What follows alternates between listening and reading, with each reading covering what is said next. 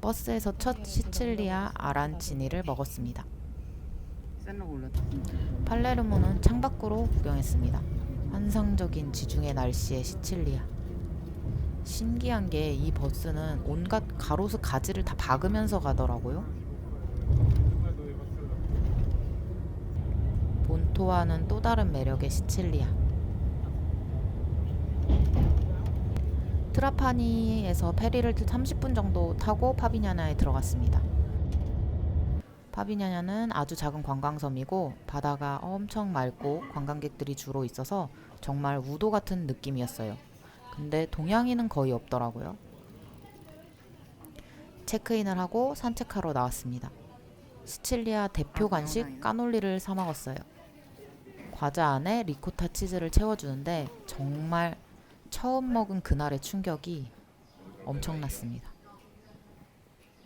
친구와 함께 시칠리아 까놀리는 본토랑은 차원이 달라 병에 걸려서 매일 먹었습니다. 레몬 그라니따도 먹었어요. 더위에 정말 이만한 게 없습니다. 섬이 작아서 전기 자전거로 많이 다니는데 저희도 내일은 전기 자전거로 섬을 돌 예정입니다. 오늘은 이동 시간이 길어서 가장 가까운 리도 브로모 해변만 산책 삼아 걸어갔어요. 그냥 물티슈로 털고 말리면 되지 않을까? 차오. 오. 아직은 성수기 전이라 물이 차가워서 사람이 많지 않은 것 같아요. 바다는 엄청 맑고 아름다웠어요. 그리고 차가워. 차갑다 차가워. 근데 가만히 있으면 적응되긴 해. 근데 무슨 나왔다 들어가면 안 될 것 같은데 얼어 뒤질 것 같은데? 나왔다 해서 일단은 몸 물기 최대한 빨리 풀고 해 있는 데 가서 누워야 돼.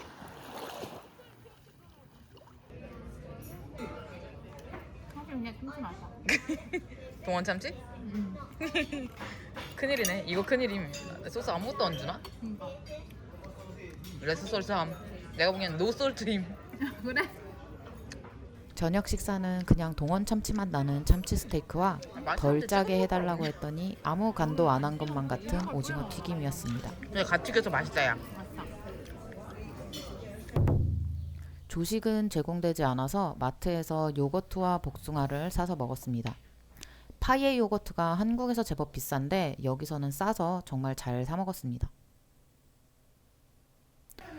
오늘은 전기 자전거를 타고 해변을 갈 예정이라 도시락으로 아란치니를 샀습니다. 그만 수다 떨고 내 아란치니 빨리 줘. 여기는 레반 쪽 같이 본격 출발 전에 먹는 오늘의 까놀리. 그것도 그렇게 나쁘지 않은 것 여러분 같아. 시칠리아에서 까놀리 많이 드세요. 자전거를 세워두고 가장 아름다운 해변 깔라로사 해변으로 근데 좀 걸어가는 멀지 않냐? 중입니다. 얼마나 멀어?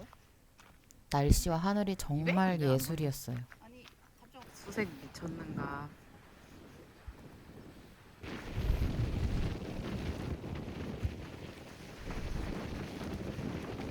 근데 가만히 앉아서 바다만 보고 있을 거면 이 바다가 제일 예쁠 것 같긴 해.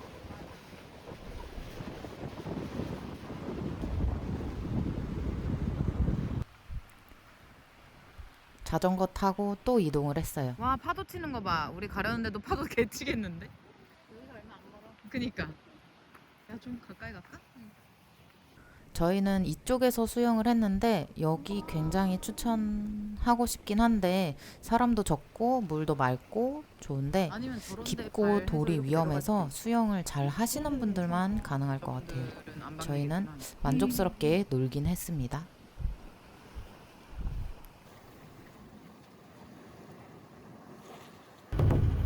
다음 날은 보트 투어를 했습니다.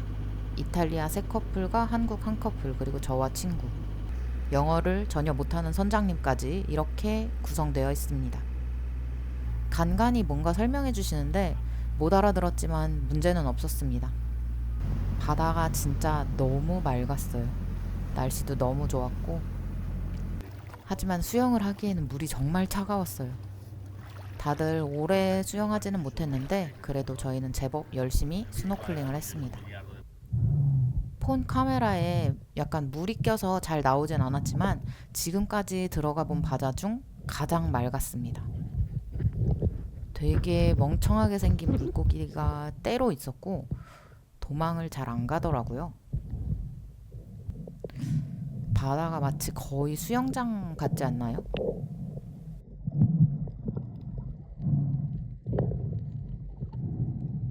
물고기 반이야.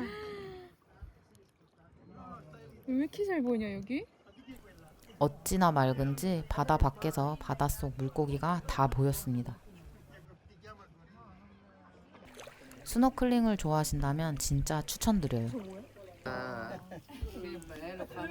간단한 점심을 주셨는데 아주 이탈리아스럽고 매우 맛있었습니다.